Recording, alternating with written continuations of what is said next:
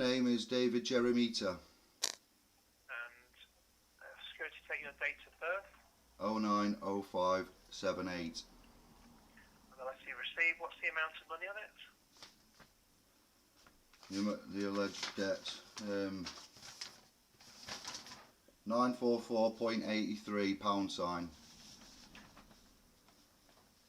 can I take the date the letter was issued? The letter, yeah, it wasn't written, was it? It was issued. Yeah, it appears that way. 17th of March. And the year? The year 2017. That's it. The first line of your address for our records. That would be. Can I not give you a wait there then? 1 minute, sir. This is need to be confirmed. The address. The telephone company recorded legal reasons, so I made you aware of that.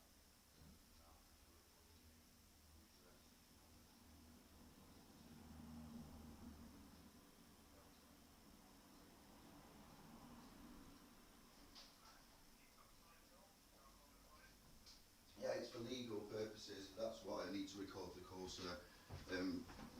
You've informed me. I don't want you to record, mate. It's audio recording only. It's not going to be put into the public domain. It's going to be used as material evidence. That's all. No, I don't want to record it. If you don't stop recording, I'll terminate the call. Okay, then I'll stop recording the call. Why may I ask? Am I doing this? I'm asking you. But that's not a lawful request, is it, or a legal request? This is a personal request. Yes.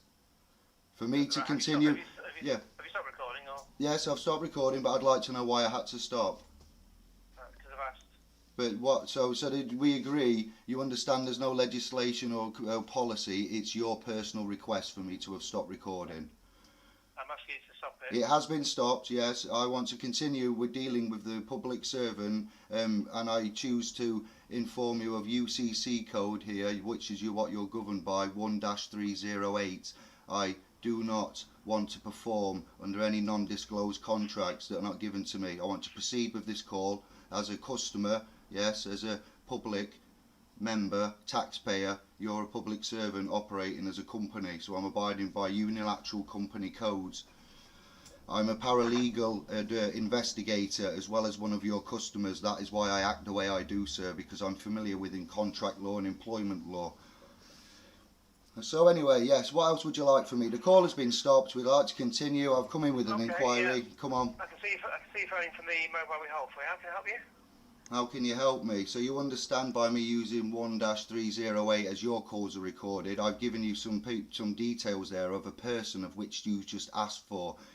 In order for me, the flesh and blood, to obtain any kind of correspondence with this corporate entity known as the Department for Work and Pensions, I have to satisfy your data information requests under contract law, joinder, tacit tort and adhesion. So that has been done, but that has been done and you've recorded that. I have served you notices previously about my person. That would be Mr. David Jeremita, the person who I've just used unified commercial codes to indemnify myself against any further action from this corporate entity, and the operations manager Elaine Ockwell. You need to know that I have claimed my person by notice of Theresa May. I have a copy of my notice that was served to the Home Secretary at the time via a statutory declaration on an affidavit and a notice of intent. So I don't intend to commit my time to writing letters to your company. I don't wish to contract. I have put you on notice and served you. I have claimed my person. You don't have any contractual jurisdiction or authority to deal with my person. You're going to take some money from my person's wages, but I'm the living man earning that money. So it's just this is called a customer ringing up. He's his provider. You are the government, but you're a corporate entity governed by contract law as a corporate fiction registered on Dun & Bradstreet. So your operations manager Elaine is giving your company the authority under legislation to take money from a person's wages. I class this as theft. I'd like a copy of the liability order sending out to me, or I'd like to do a subject access request, or I'd like to do an freedom of information request on the company's data that you have on my person, and I'd like it sending out in order for me to put in a counterclaim against you. Is what this is about. You can do a subject access request. Is that something you recognise under the UCC guidelines and you can facilitate for me? I'd really appreciate that, because I'm. I'll give you the information for that. Just bear with me. Yes, thank you, sir.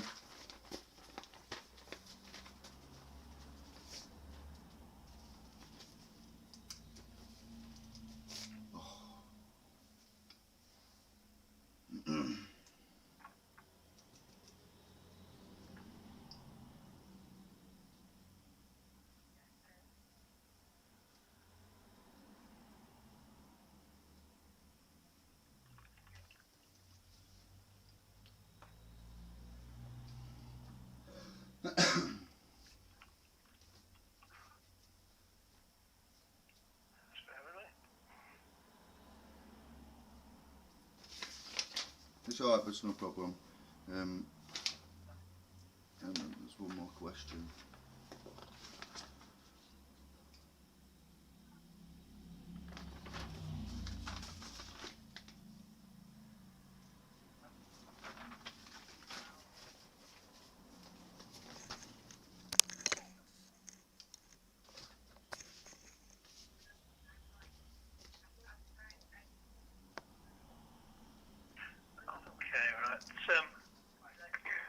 Okay, let's put the request in writing and second. Okay, so you need to put the request in writing with your full name, address, national insurance number,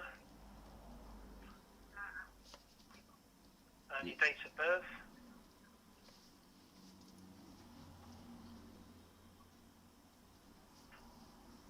Yeah, I've got all that. Yeah, and along with any other, I'll just read out what it says here, and any other departmental identifiers.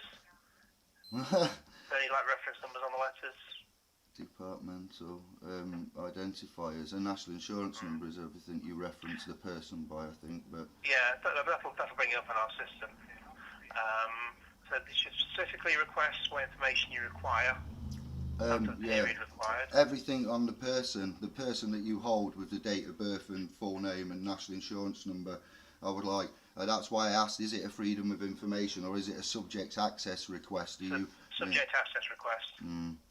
All right then, so that's what I now need to do. So, and a copy of the liability order. I need to know whose vicarious liability I'm going to draw upon, or commercial public liability, or even for reverse liability. Someone's passed an order for recovery through a direct earnings attachment. I need to know who's passed that, who's got liability of that order. Because right, we contact your employer if you don't have a payment plan with us. So there is no liability order. So you contacted. Exactly? You're using jargon which I don't understand. A liability order is something in which is a legal template. It's a legal instrument in which instructs and allows companies to act on authority of said given authority, county court, magistrates court, things like that.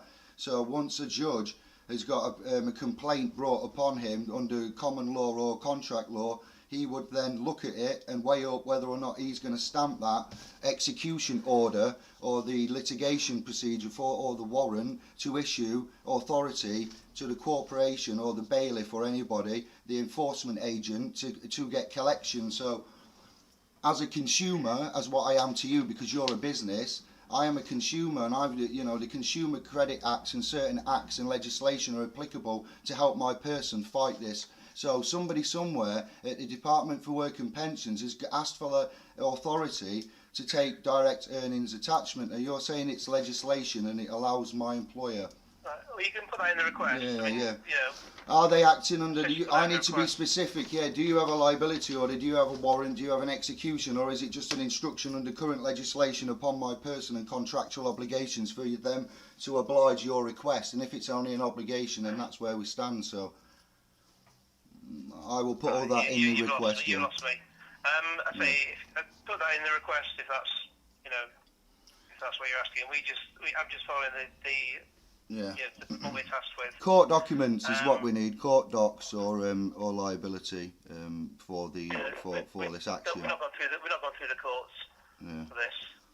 Right, because normally there's what you call an attachment of earnings, or this is a direct earnings attachment. I've rescinded and written into the company to you and served you notices and told you I've claimed my person, Mr. David Jeremita.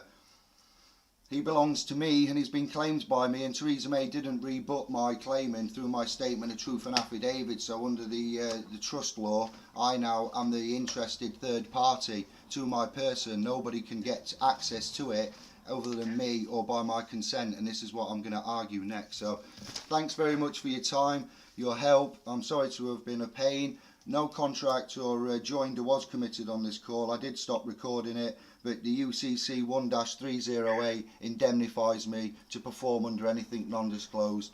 And that's it for today then. Thank you very much, sir. Okay. Thank you. It's been a pleasure. See you later. Yes. Goodbye. Bye-bye.